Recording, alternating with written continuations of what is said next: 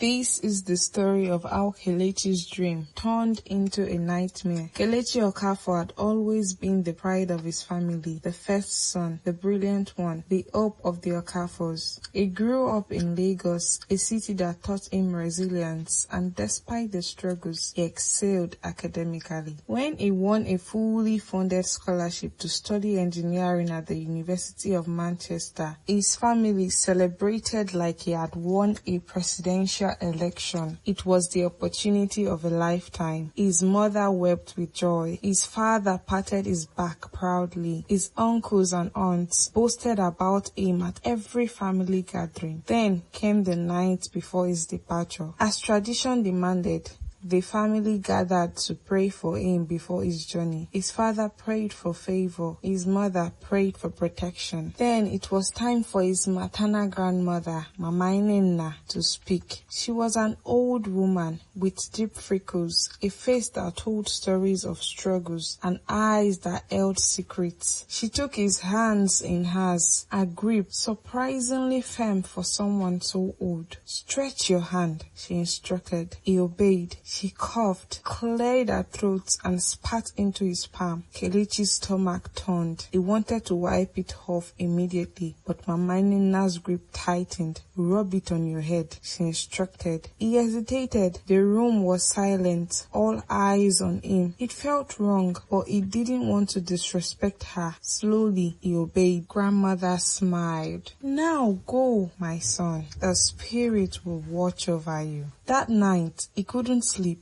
Something felt off. Kelechi arrived in the UK full of hope. The cold Manchester air was different from the heat of Lagos, but he was ready, or so he thought. The very first day, things went wrong. His accommodation had issues. The room he was assigned mysteriously got cancelled, and he had to scramble for a temporary hostel. His student ID was delayed, preventing him from accessing key facilities. The professors seemed to ignore him. No matter how hard he worked, his assignments returned with shockingly low grades. Job applications all rejected. Friendships, they never lasted. Kelechi had always been a sharp, hardworking student, but suddenly nothing worked in his favor. It was as if an unseen force was blocking every opportunity. He called home. His mother assured him things would get better. His father encouraged him to stay strong, but his grandmother, she only laughed softly and told him to be patient. Patience did not help. Months passed and Kelechi's situation worsened. He was failing courses. His scholarship was in danger. Depression set in. He tried to pray, but even in church, he felt invisible, as if God himself had turned away. And then the final blow came. His visa was flagged for review due to a clerical error. The school refused to intervene. He had no financial backup, no connections to fight for him. Within weeks, he was deported back to Nigeria with nothing. Kelechi returned home broken. He barely spoke. His mother wept. His father was silent, and his relatives, who once praised him, now whispered behind his back. One Sunday, his mother convinced him to attend a deliverance service at church. Desperate for answers, he went. The pastor, a man Kelechi had never met, paused in the middle of his sermon and looked straight at him. "Brother, can I pray for you?" Kelechi hesitated, then nodded. As the pastor laid hands on him, he trembled. A strange heaviness filled the room. Then the man of God spoke words that shook him to his core. "There was a woman,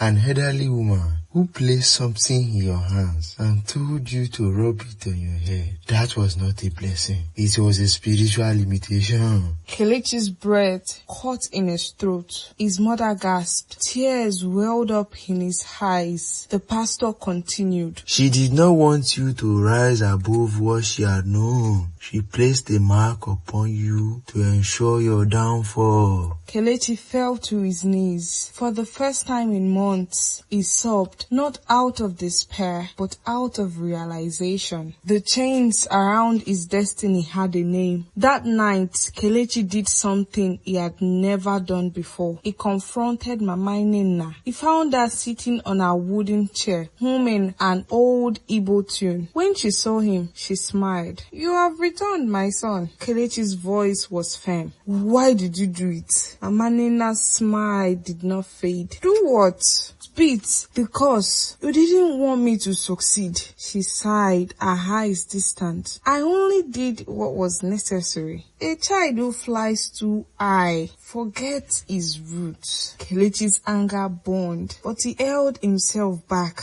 You tried to destroy me. I protected you, she said, from a word you do not understand. Kelechi shook his head. No, you changed me. For the first time, her face showed emotion, fear. He stepped back, his heart steady. I forgive you, Mama, but you will never have power over me again. With that, he walked away, leaving her in stunned silence. That confrontation marked the final break in his chains. Kelechi dedicated himself to prayer and fasting, rejected every negative word spoken over his life. He rebuked the unseen forces holding him back, and slowly things changed. He started a small business and it flourished. He applied for another scholarship and against all odds, he won. This time, he went with the full armor of faith, knowing that not everyone who smiles at you wants the best for you. Years later, Kelechi became a successful engineer, but he never forgot the lesson he learned. Not every blessing is a blessing. Some are curses in disguise. And without prayer, without discernment, without faith, one may never break free.